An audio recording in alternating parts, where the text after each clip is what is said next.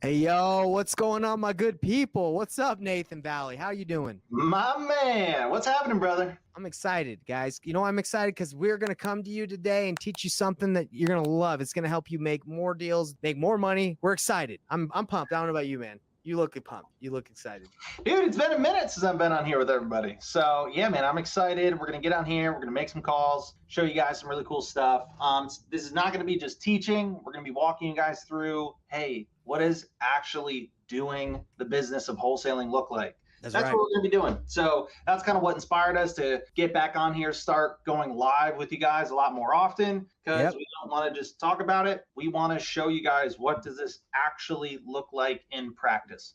Not only that, sorry, don't mean to cut you up, but not only that, but we just missed you guys and we want to interact with you. So, come on in, let us know where you're watching from. And, it occurred to me that not everybody knows, even if they watched our stuff or somehow stumbled across these feeds, maybe they don't know who we are. So first of all, I want to introduce myself, and you can introduce yourself, Nathan. My name is Nathan Payne. I've been in the real estate game for about 6 years now. Actually, May is my 6-year anniversary of being in wholesaling real estate. Started in 2018. So yeah, so 6 years, loving it. It's had ups and downs, but that's the cool thing. You learn and you get better. So I've done hundreds of deals, over $2 million in wholesaling fees. And yeah, super excited. So that's who I am. And Nathan Valley, who the heck are you? Yeah, man, good question. I got to work on my 30-second pitch. But for me, man, how long have I been in real estate? I don't know, maybe like 4 or 5 years, if that.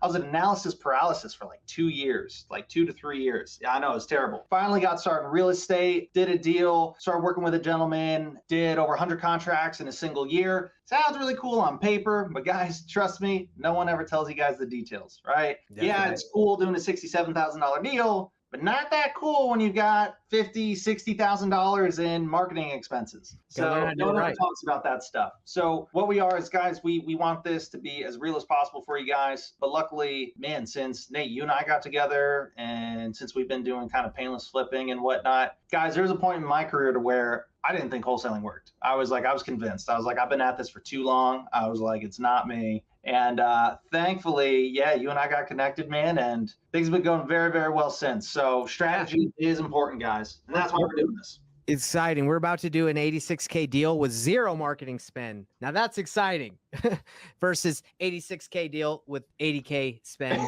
Not exciting. Okay. And it happens all the time. So guys, that's who we are.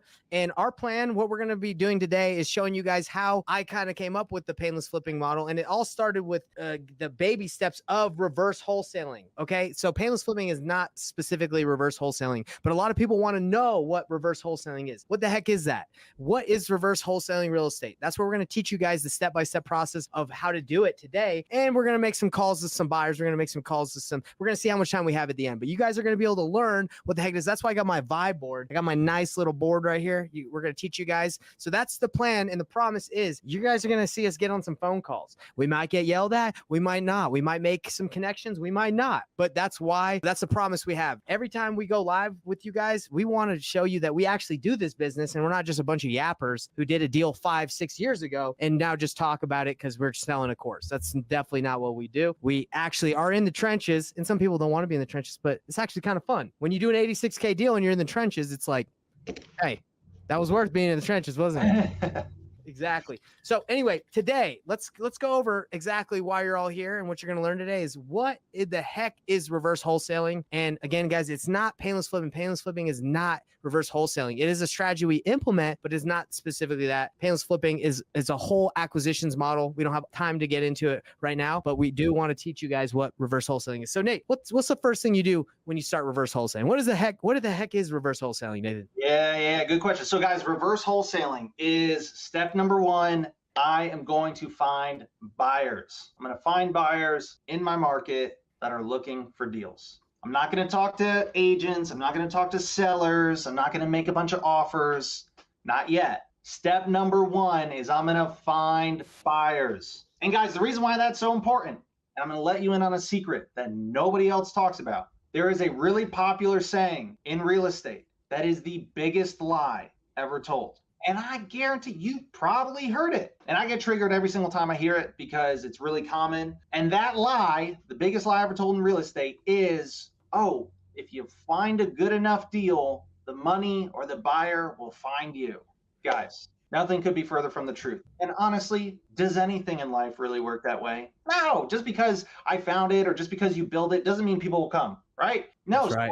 kind of the whole concept behind reverse wholesaling. And again, painless flipping, we've kind of upgraded, like take the concept of reverse wholesaling and then put it on steroids. It's freaking steroids, bro. 2.0 steroid version, or TRT, whatever the kids are calling it nowadays. There's But a lot of different terms these days. I don't know how, but that's what it is. Testosterone, you got it. You name it. yeah, guys, one of the downsides is you do have to deal with our cheesy jokes. So apologize in advance. But step one, find buyers. Find buyers, exactly. So Nate, instead of just saying find buyers, like we could, let's show them how. Let's show, because I want you guys to learn how you can find buyers. Now, Nate, how many ways is there to find buyers? You can find buyers like hundreds of ways. I would say hundreds, maybe I would say like 20 like are really good. But I want to show you guys one of the strategies that Nathan Valley likes to do a lot is title companies. Okay. So right now, what I'm going to show you guys is inside of our school academy that we work with people in our academy. I'm going to just give you kind of an inside look. We have a list of title companies we like to reach out to in each state, and you can network because these are investor-friendly title companies. So while I pull it up, Nate, do you want to explain why you do that? Yeah, guys. So title companies, the reason why I really like that as part of my strategy, and specifically local investor-friendly title companies. Don't go to Google and type in investor-friendly title companies Orlando or whatever your market is, because all it's going to pop up are these title companies that are national title companies. They're not really local title companies. We're looking for the local title companies that are like homegrown in your local market that you're working in. And the reason why is there's a lot of great ways we can find buyers, right? We can look at pictures on properties that look like they were flipped and, oh, okay, this looks like an investor bought it. Or we can use, some cool softwares and tools to pull lists of cash buyers. And all that's great, but it's kind of just, I'm taking my best guess. Title companies are the only people that are actually seeing who are the real players in this market. Who are the people actually closing deals every single week, every single month, right? And title companies, not only do they know who the real players are, who's actually closing deals, not only do title companies know who the real players are, but it's also in their best interest to connect you to them. Title companies, they make their money based off of closing deals. That's it, right? By when there's a buyer and there's a seller and they just handle the paperwork in between. That's right. When they make money. So when I call and I talk to a title company and my conversation is, hey, I'm new to this market. I'm really good at finding deals. Not really ready to start buying deals just yet. Do you happen to know any really experienced investors that you could connect me with?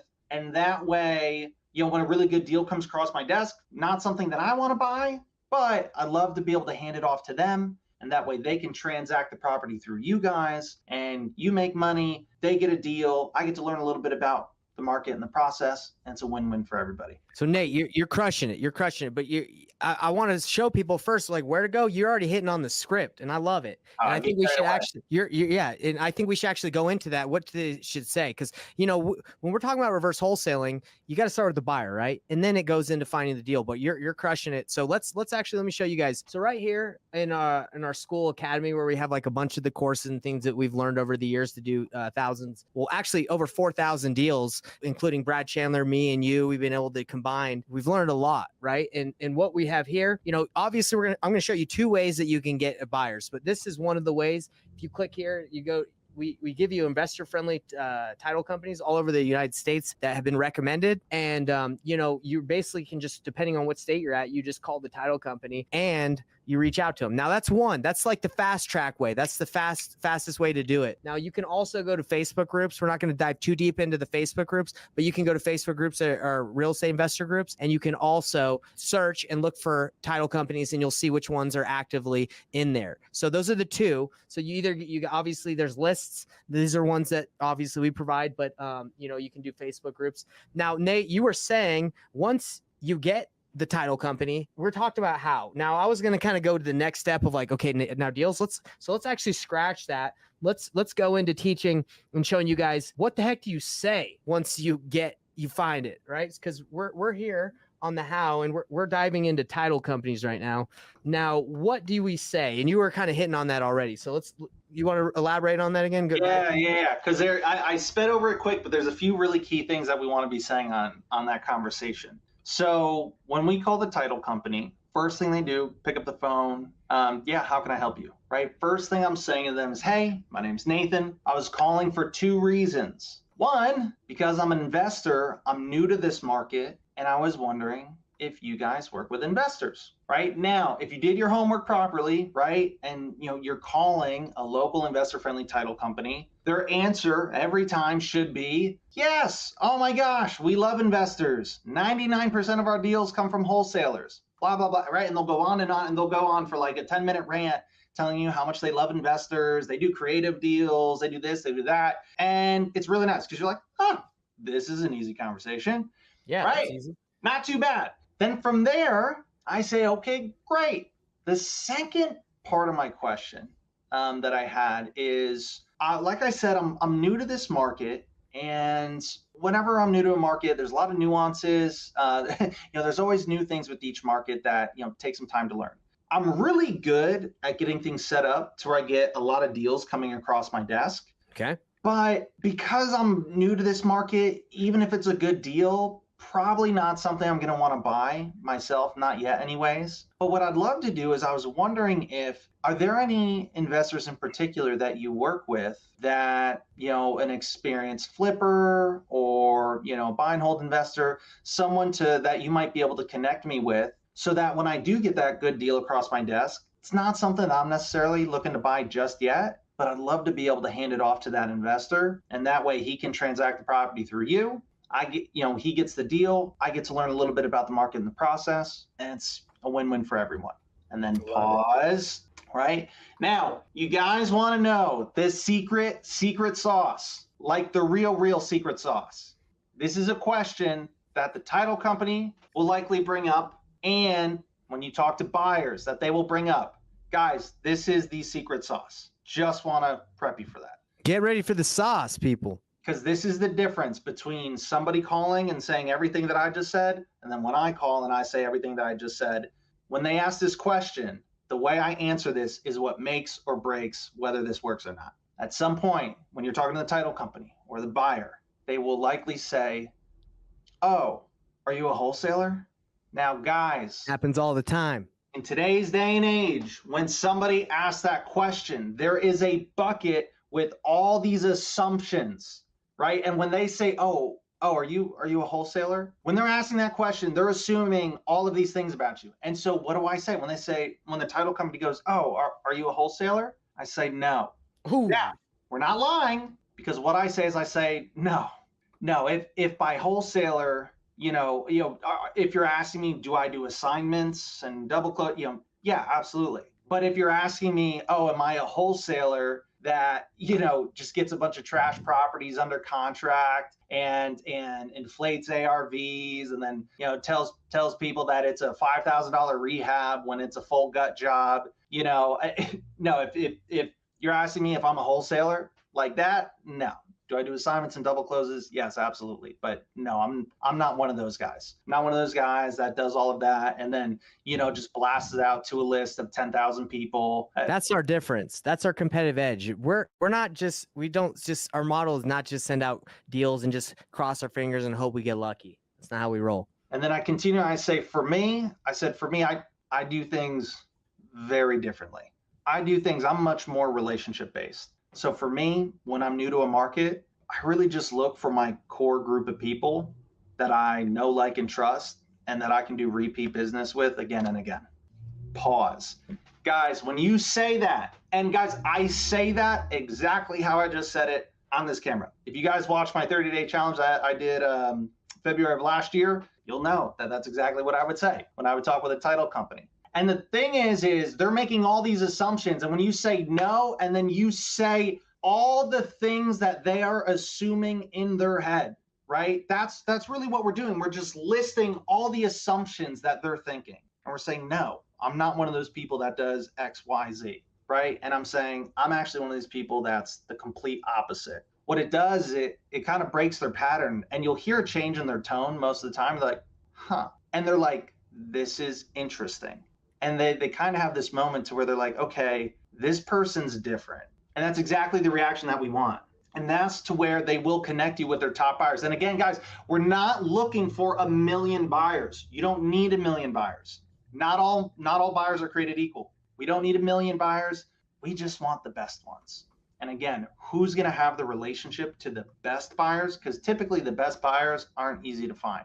You got to find them through a relationship. That's right. And Nate, do you want me to keep going, or was there a point you wanted to make? No, that was good. That was good. So I hope everybody that's watching this understands. So like I've had a lot of people call title companies and they're like, it didn't work. And me and you have gone back and forth today about things that work and do not work, right? Just from our experience. But I've had a lot of people and I know how their calls are going, right? And I've actually heard some too, where they call, they're like, hey, I'm a wholesaler. Can you connect me with your top cash buyer? That person's like, no.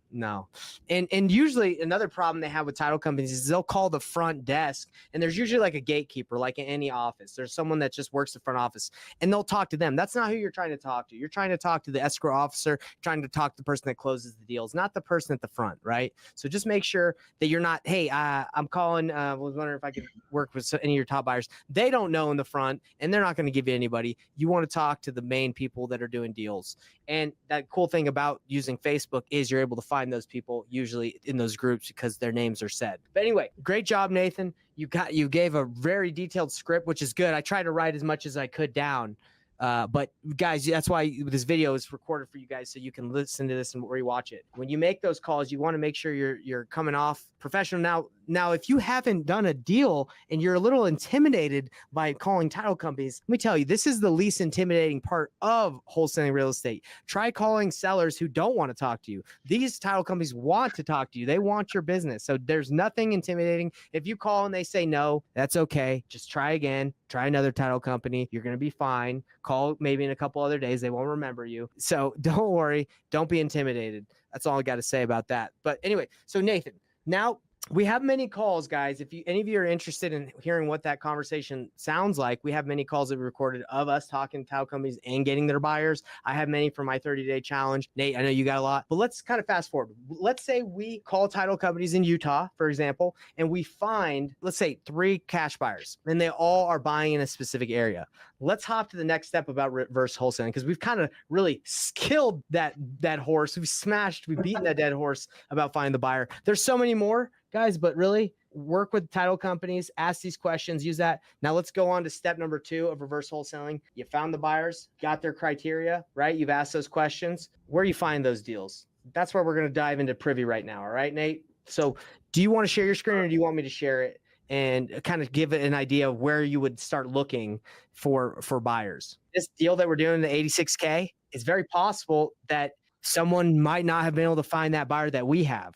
I would say it's 99% possible because this is a unicorn. But Nate, it happens all the time, right? Like there's buyers, there's outliers out there too. Literally the last 3 almost every deal that we do feels like that. The last deal was a buyer that was able to pay basically twice what most people were offering as far as a down payment. The deal before that, buyer was able to offer like $100,000 more than what most other people were offering at. And guys, it's not because it's like, well, there's a sucker born every minute. No, guys, these buyers are really experienced guys. They do a lot of deals. And it's just for whatever reason on those specific deals, that's, they're just able to pay a lot more than everybody else. And guys, that happens all the time. And sometimes there's going to be people to where they might be on the same list, right? I might talk to the same buyer that you talk to, but you might have a better relationship with that buyer than me. And so you might be able to get them to come up on their offer more than I would, or get them to take a serious look at the deal. There is so much more that comes to working with buyers than just, I just need to build an email list and blast it out. That used to work 5-10 years ago. Guys, that does not work well today. What gets deals done today is relationships. So that's what we're really big on. That's what we focus on. And that's what I encourage you guys to do. All right, so let's go. So we're fast forwarding. We called the title company. We were able to network, and we found 3 cash buyers there, and we kind of know exactly what they're looking for. All right. So what we like to do is we like to use Privy. Okay. If you don't know what Privy is, it's where you can find on-market deals. It costs you absolutely no money to leverage and network with people that are on market. When you start doing deals that are off market, you have to skip trace, you have to pull lists. But with Privy, it's just straight. You can go look for deals, and you can make calls to real estate agents. Okay. So I have a specific buyer that I've networked with. I've asked his criteria, asked him where does he buy. He says he buys on the east side of this highway right here, which is let's see what the heck it's called. You know what? I can't even remember because it's North Ogden. It's northern Utah. But anyway, it's a highway right here, South Highway, blah, blah, blah, blah, blah. All right. So he says, I buy in Ogden, in this area over here, guys, on the east side of the highway. So I set Privy's filters. I just said, hey, Privy, find me some freaking fix and flip deals, and then you can zoom in and zoom out where you need to go. So I can see on this side what opportunities are available on the east side of the highway. Okay. So let's take a look at some of these. This is 385. And sometimes it doesn't always, like the algorithm, the way that Privy has, because Utah's a non-disclosure, doesn't always work perfectly, but let's take a look. All right. So this one looks like maybe they tried to get it going a little juicy, but then it's older kitchen. It definitely looks like they maybe started a rehab, but they didn't finish it. As you can see, it's like, it's okay, right? You vibe in that, Nate? You seen the pictures? Yep. So I would just call the agent, and I would just be transparent and be like, hey, look, I'm looking at the deal. I'm looking for a flip. And it looks like this one, maybe they started. Is this an opportunity that maybe I potentially, flip? Is the seller looking for a cash offer? Are they looking for, to get the most they can? They're just going to wait until they get like a full price offer. It says it's been on the market for 4 days. So this one isn't something that's just like they're going to be dying. Maybe, you never know the situation, you got to call, but let's continue to look over here. So there's another one, 325. Okay, look at this one, guys. Oof, I don't know what's going on there. They didn't I don't know. Maybe someone's greasy head.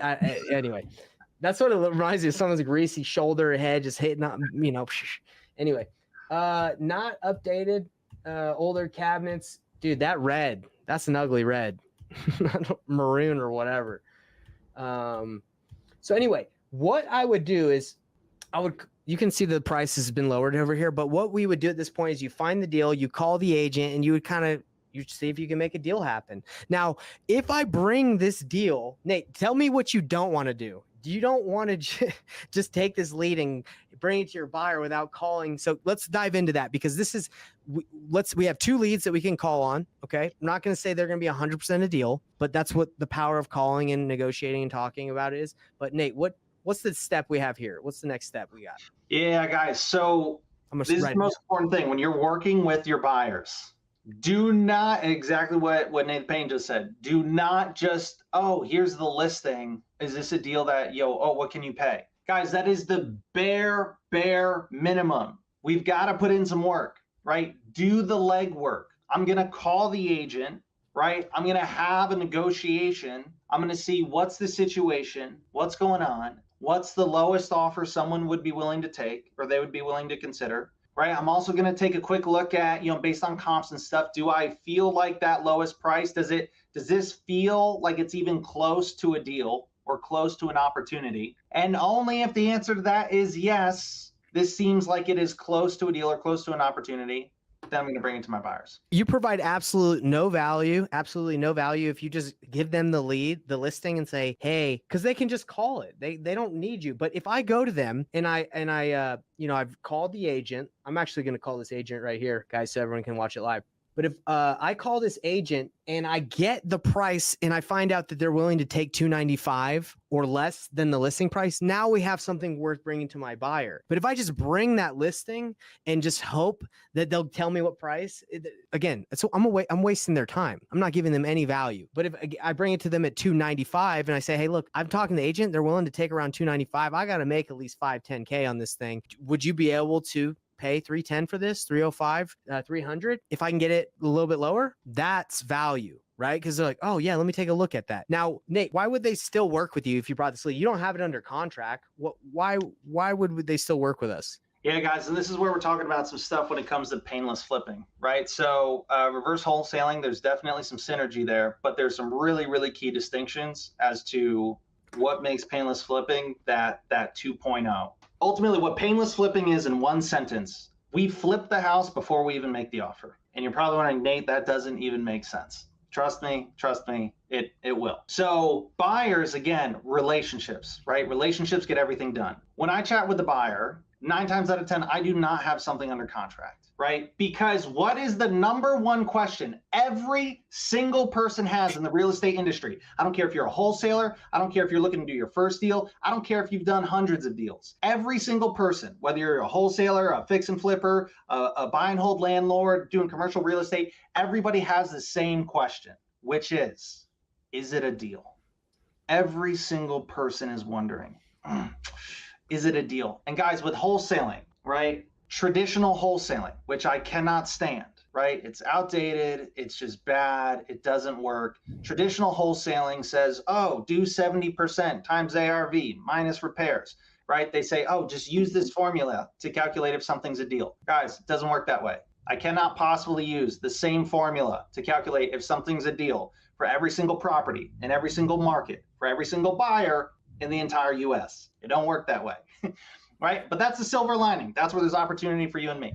So the reason why is because every market is different. Every buyer is different. Because I can chat with one buyer and he's looking to buy the house, move into it himself, fix it up, sell it. I've got a second guy. He's looking to buy the house. He's got his own crews that are going to fix it up and sell it.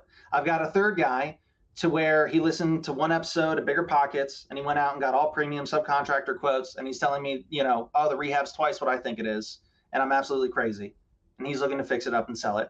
Guys, I'm just making a joke. I love Bigger Pockets, right? And lastly, I've got a fourth guy to where not only does he have his own crews, but because he does so many flips in volume a year, he buys materials in bulk at a massive discount and he can do that same rehab project for a fraction of the cost of anybody else. And that's not including, well, what if somebody's analyzing it as a rental? What if someone's looking to turn it into an Airbnb? What if someone's looking to rent it out by the room? What if someone's looking to turn it into an assisted living facility? What if you guys get my point? Whether it's a deal or not a deal is going to depend on who I'm talking to and what a deal is for them. So take the formula, take that, throw it out the window. All right, because that will mess things up more than anything. What I'm looking for is this an opportunity? Is there a good discount here? And then from there, I'm going to look for buyers and say, hey, where would you need to be at? And so that's where we're going to bring it to the bottom. Because real quick, I just want to reiterate: is it an opportunity? Look, it's not that you need it exactly at the right price immediately, right? Look at this deal that we're looking at right now. It's been on the market for 70 days. There's an opportunity there, okay? There's something going on, and we can find out what it is and bring it to a buyer who's buying in the area. Now, we don't need, if we went in there at 70%, like Nate's saying, yeah, the guy's probably going to just laugh and say, come on, no way. Anyway, keep going. Yeah, and guys, and so the big thing is I'm not going to call and say I'm this big cash buyer. I can offer this price. No, because I don't even know if that's a deal, right? And he might, if I were to do 70%, he's probably going to laugh me off the phone, right? And buyers typically can pay more than whatever 70% is, right? Of whatever I think the ARV is. Again, it's subjective, guys. So what I need to do is, I don't know if something's a deal. And guys, if you've been wholesaling, if you've been watching YouTube videos, if you've been making calls or offers, or even if you've just gone on Redfin or Zillow and just kind of run some numbers on a deal, guys, what's 99.999% of wholesaling? You look at a deal or you talk to a seller and whatever, and you run the numbers and you're like, it might be a deal if the ARV's here and the rehab's only this much. But it might not be a deal if the ARV is only here and the rehab's really this much. Meaning it depends, right? Whether it's a deal or not, it depends on who we're talking to. So rather than me wasting all this time trying to calculate and use a formula and all that. Yeah, notice I haven't even ran the numbers on this deal yet. Let me just talk to the person that's going to be buying it and say, hey, I believe this is an opportunity. Here's all these details. What price would you need it at? So that's what we do. That's right. So Nate, but let's make it concise for everybody. Obviously, we're not calling the buyer yet. We're not going to call the buyer and say, where would you need this to be at? We're verifying that this is even an opportunity by calling the agent to see if this is something that when I say opportunity, that means that there's motivation on price. They're willing to flex. There's their timeline. They need to sell quickly, or they need to sell in like a shorter amount of time. And what else is there? So there's price, motivation. What else is there? Price, motivation, timeline. Price, timeline, motivation, and condition. That's right. And the condition of this house right here is it needs work, right? So that's what we're looking for. So when everyone's saying, when you're saying, hey, we're going to ask our buyer again, we're only asking them if we find that there's an opportunity involved, right? With the 4 pillars. I always forget the condition one. I don't know why. Because I usually am not really too interested in the condition. It's more of like the situation, the motivation. So anyway, I'm going to call this guy because I promised you guys, like we did when we did the intro, we showed you, we told you who we were. I said, this is the plan. And our promise is we always make calls in our lives. Okay. So we're going to call this guy. You want me to call him? It's up to you. What do you want? You want to call him? Bro, I love calling. I love calling too, dude. All right, you can call him. You can take it if you want it. Nah, it's all right. You got it. So guys, we're just fighting. We're fighting each other over here for these deals. You send me in Discord the address? Can you copy and paste it? There's an office number, but I don't usually like to call the office number. No, absolutely not. So guys, what we do is I'm just bringing this up here real quick. So let's walk through these steps. What's the address real quick? Sorry. It didn't pop up? No. So just so you guys are following along with what we're doing, because we're literally doing a step-by-step of reverse wholesaling right here in a quick condensed version. So step number 1, you obviously got to pick your market. So we would say pick a market. It doesn't have to be local. It just has to have flipper activity. And that's another thing with Privy. It shows where all the flips are going. If it's in a major metro, there's usually tons of buyers, right? But tons of flippers. So we'll just say that. So you pick a market, you find buyers, and right now we're showing you guys how to use title companies. You get title companies, you get buyers, you network, you find buyers, you find out where they're buying. You go to Privy, you filter for fix and flips, and you start looking for deals that look like there's, discounted. It looks like they've been on the market for quite a bit. They don't always have to be on the market for quite a bit. That usually it helps you when you're calling. And the condition looks like they need some work. You call them. We're about to do it right now. We're calling and we're going to find out more information. If we find that there's an opportunity here, then we bring it to our buyer and we say to the buyer, hey, I'm in negotiations. This is where I think we can get it. Where would you need to be for this to be a deal for you? Okay. Does that all make sense? Those are all the steps. All right. I can write them down again, but I think you guys got it. All right, Nate, you got the agent, you got the number? I do. I'm just looking at the notes real quick. Okay. So guys, one thing, don't ever call the office number. What we do is when using Privy, I'm just going to take the listing agents, or even if you see it on Redfin or Zillow, whatever, copy the name and the brokerage that they have listed there for the listing agent, paste it into Google, and then typically right there, the person's name and will pop up with a link on like to realtor.com or whatnot to their personal page with their cell phone number listed. That's what we want to call. So let's call up Melissa here. So before you call, what's the first thing? All right, I'm just going to write down what you do.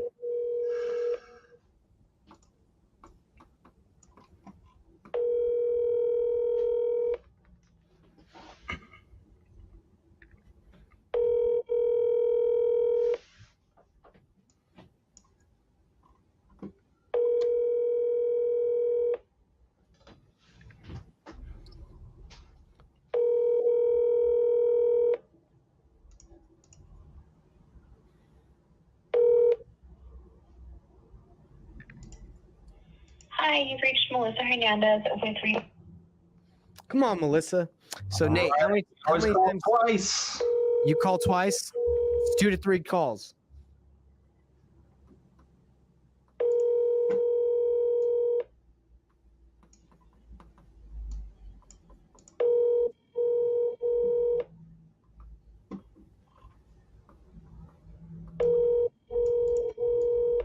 Bro, agents never answer their phones. I don't know how they have jobs.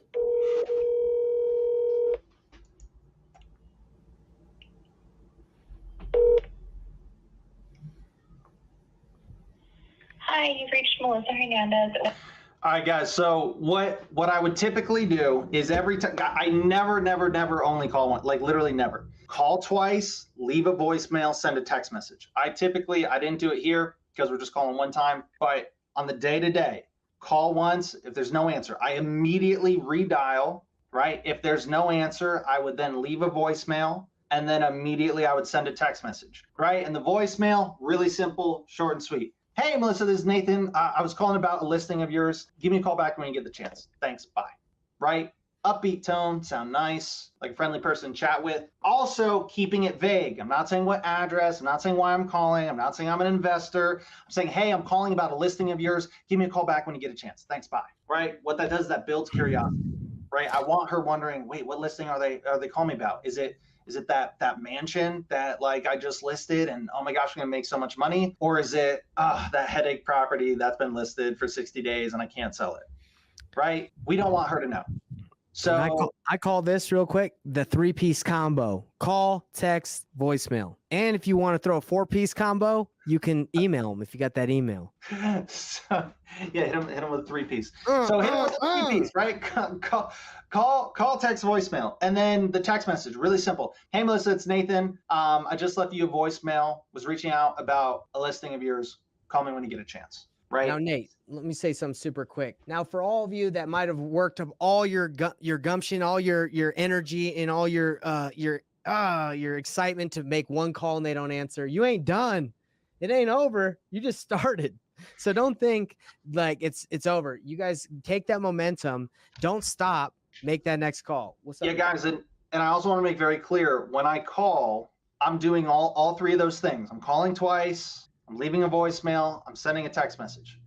But then I am repeating that process. Like if it's a lead, right? Or if I think, okay, this house might be an opportunity, right? Where I want to call and find out more information, I'm going to repeat this same process like an hour from now, if that, right? Like I will do this 2 to 3 times in a single day until the person calls or texts me back. Usually by the second, typically by the third time, you will at least get a text message, right? And I know a lot of you might feel like, oh my gosh, Nate, you do that 2 to 3 times in a single day. Yes, guys, they're agents. They get paid by selling the home.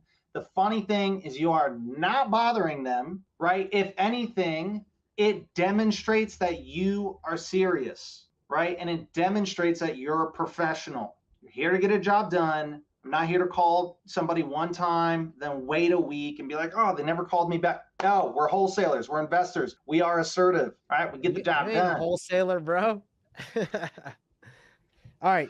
Let me call this lead. This is another one I found. Now, look, this has been on the market for 40 days. I love it. And it doesn't look like terrible. It looks like it, someone could move in, but it's obviously not selling. I think it's overpriced. But a lot of the time when I call, I'm just trying to find out the situation, right? Like, is there something there? And I'll tell the agent that as well. Like, I'm very transparent. Like, in order for you to a fix and flipper to get a deal, it's got to be low. That's just how it is. It's got to be low. So when you tell them, hey, I'm looking to flip it, it's not like they're going to be surprised by what you're like the conversation where it's going. They're going to be like, no. We've already gotten a lot of offers. We've been denied. Like the seller is just bubble. Like they're going to wait. So don't be afraid to just hey, look, you already know what I'm doing. Anyway, so me and Nate have different styles. But, I think the most important thing is just dialing, smiling and just doing it, because so many people overthink this. And it's like, hey, you just need to make some freaking calls, buddy. You just need to do it. So we're going to call on this lead right here. We got Tiffany Howe. Bro, it'd actually be hilarious if she just like ripped you apart. Just like right there. What are you doing calling? I'm ready to get ripped, dude. Rip me up, boy. Okay, hold on. Guys, we like to have fun. We like to joke around. Okay, come on, Tiffany. Don't make me look bad. Hello? Hey, Tiffany. How are you? Good. Hey, Tiffany. My name is Nathan. I'm just calling about the listing you have in Ogden. Do you have some time to talk about it? Oh, yeah. Yeah, so sorry, the number showed up as Georgia. I was waiting for you to try to sell me something. You're waiting for what? For you to try to sell me something, like a telemarketer. You want to buy something? I don't know. Yeah. No. I grew up in Atlanta, so still haven't changed my phone number. I know that probably doesn't. You probably get a lot then. I'm like, hello. I do. But no, I appreciate that. So I just want to cut to the chase. I know you've probably gotten a lot of calls on this thing. It looks like it's been listed for 40 days plus. Is that right? Yeah. And then before me, it was listed with someone. I actually had a showing last night. Oh, okay. they called me today. I've had quite a bit of showings Good. at the beginning, and then it phased out with the interest rates, Can you believe it? up and down. And oh God, I so know. sad. Seriously. But, the showing last night, they called me today and said they're considering an offer, and Okay. So always good, right? yeah. So you think it'll be done then? Because I'm an investor, right? I'm looking for opportunities to fix and flip, and I'm assuming if this has been on the market for 40 days, the sellers have probably been getting hit with some, investor offers and that they've just denied. I'm assuming. Yeah, we've had a few. So because I'm looking at it, it looks like a little outdated, and it's something that I definitely would be interested in flipping. But do you feel like the sellers are in a position where they would accept a cash offer that was lower to just get it done, or do you think they're just going to wait? They're going to probably just wait because they're not even in a super rush because they're going to be purchasing too. So Okay. They want to roll over what they can, and with the interest rates with them too. If it's got to be the right. 100%. Yeah. When I make calls to properties that are listed, it's mainly like, okay, is this something that is going to make sense for the seller? Because sometimes sellers are motivated, sometimes they're not. And you know how it is with, I don't know if you invest at all, but you got to get them steep for it to even make sense these days. Oh yeah. Oh, for sure. Okay. For sure. I will keep your number though. And then if something happens and they decide, hey, let's just get rid of it so we can move on, I can reach out to you. Yeah, I'd love that. And do you by chance run into any, opportunities or fix and flips like this, like properties that would be good opportunities to fix and flip, or do you mainly? I haven't in a minute. Mostly like what I've been doing is just, I really love working with first time homeowners, and then I in turn end up helping them this time around. So that's great. Yeah. So it's been actually really good and fun, and I love it. Be a mom and do it all at the same time. I love it. That's what I like to hear. Well, has one last thing I'll ask you. Do you have an idea? I know you can't tell me exactly, but do the sellers have an idea of like the lowest they would accept if it was cash, or like or not really? And like I've approached them about lowering the price. You know how we do, just even a few $1,000s. They keep refreshing it on the MLS, and like we're good for a minute. So they're not super motivated to unleash it really quick. So gotcha. So anything under like 400,000, like a 350, 360 would be a slap in the face. It would offend them. And they would, I don't think no reason to offend them. They're probably having a nice night tonight. We don't want to upset them. Yeah, for sure. Yeah, thanks. Okay. Well, you have a great night. I appreciate you taking the call. Bye-bye. All right, bye. That's it. That's what I do. Nothing crazy. And the thing is, like, guys, agents know what we're doing, in my opinion. Like, they know. Look, if I ran the numbers for me to flip this, not just one of our buyers that we reach out to, but for me, I'd probably need this at 300,000. I think the ARV, without looking at it, is probably 450. They're probably asking for literally so close to what the retail is that for me to fix it, do the bathrooms, do all this stuff, I would need like a $80,000, $100,000 spread after fixing it up, hard money. So guys, you don't have to be shy about it. If you flip a property, you got to get it low for there to be spread, for you to take on that risk. Get your wholesale fee if you're wholesaling it, but even as a flipper, you need a great deal. So I think approaching agents openly about that, it's the best way to do it. Don't tiptoe and just be like, hey, look, I'm trying to get a great deal here. You want to help me out? Yeah. We definitely have different styles, but the funny thing is guys, the one that works is the one that makes the call. All right, I cannot stress that enough. It is like different style. Are some ways more effective than others? Sure, there's an argument that can be made there, one way or the other.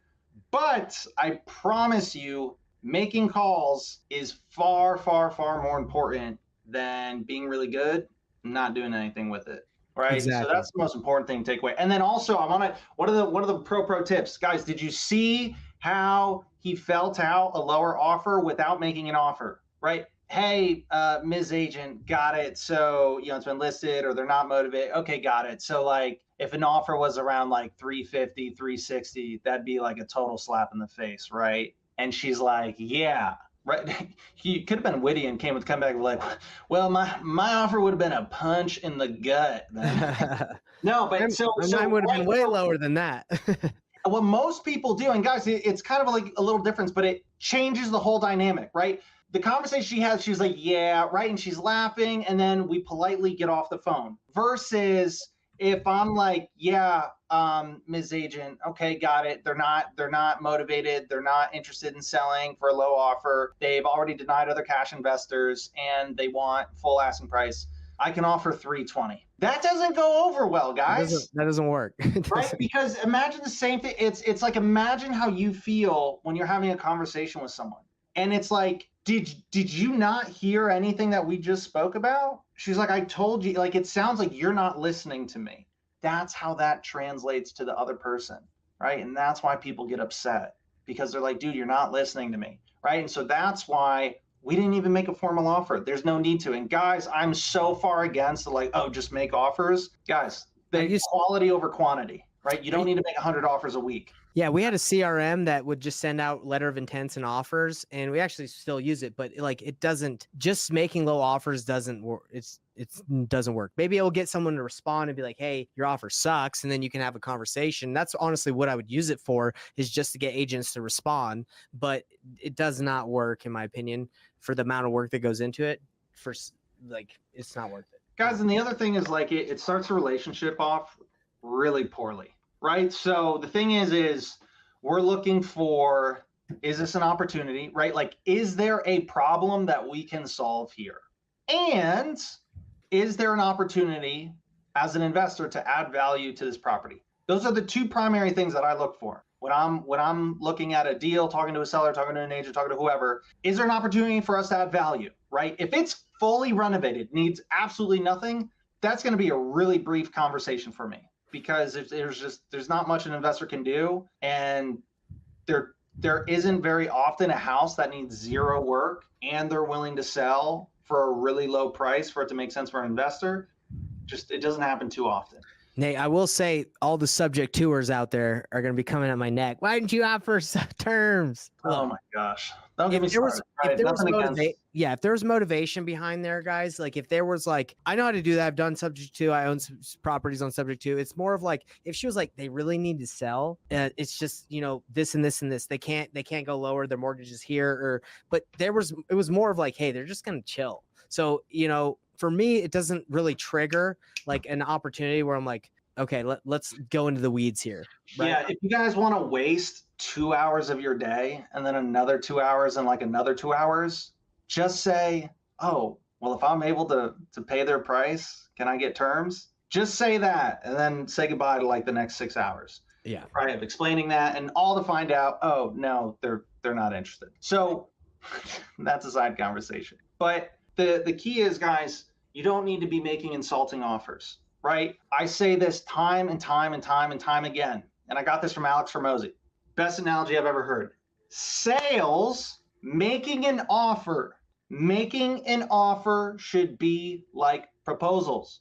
Now, there's exceptions to every rule, but most of the time when somebody proposes, they typically know what the answer is going to be. Making offers should be the same way. I should not just be making offers and having no clue, like, I don't know if this is going to work or not. If I am, I'm not doing it right. Right? When I make an offer, I should be pretty certain that I know what the answer is going to be. People that propose and don't know, I don't know what's going on in their heads. They obviously aren't in a relationship that's probably going to work if they don't know a yes or no. But okay, so Nate, you know, we're coming to the end of the call. We've had a great time. We've gone over a lot. We've gone pretty in depth on specific topics, and I've actually learned that there's actually like many different ways to go about reverse wholesaling. So you really have to just niche down and pick which one you want to do, whether that's finding opportunities that are off market, on market. You want to find buyers through RIAs, or if RIAs are local meetups, or if you want to go to title companies. The fact of the matter, like what you have to do is you just got to take action like we did. And just talking about it, we were able to call on 2 properties. You know, we already have the buyers, so we didn't get the buyers on this call. But guys, that's how you do it. And that's how you learn. That's how I learned. You got to take action. If you just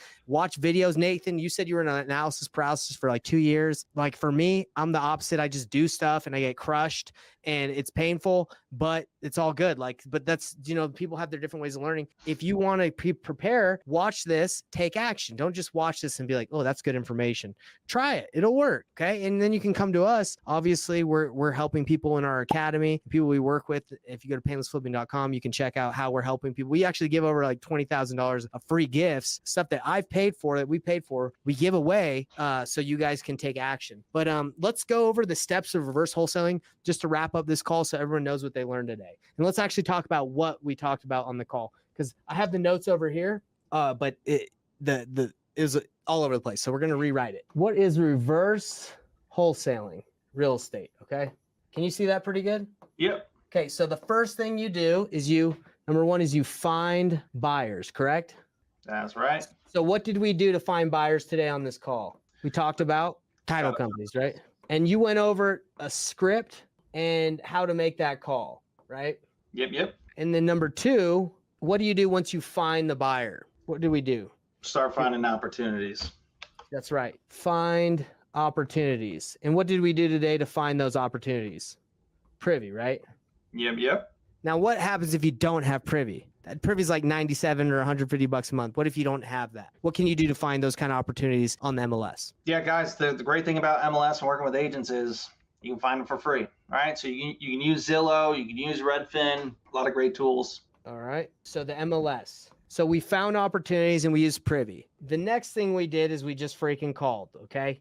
We didn't do, Nate, did you run any comps on those ones you called? Did you waste any time on any of that? No, that's such a good point. I'm glad you brought that up. Guys, so many people will spend an hour, and this is where it just goes wrong with just sending out offers. People will waste an hour to 2 hours comping and estimating rehab and all this stuff and putting together an offer and then sending it on something that in 2 minutes you could have found out, okay, this isn't even remotely close to an opportunity, right? And that's why, guys, just getting on the phone is so much easier because you cut out all of that waste, right? And that's what I see crushes people. Do you want it to take a year to do your first deal, or do you want to do it in the next 30 to 45 days, right? Don't waste, if you want to take a year, spend time and thoroughly try to comp out and find out ARV on every single property, and then try to rehab, and then look at what's the job growth and market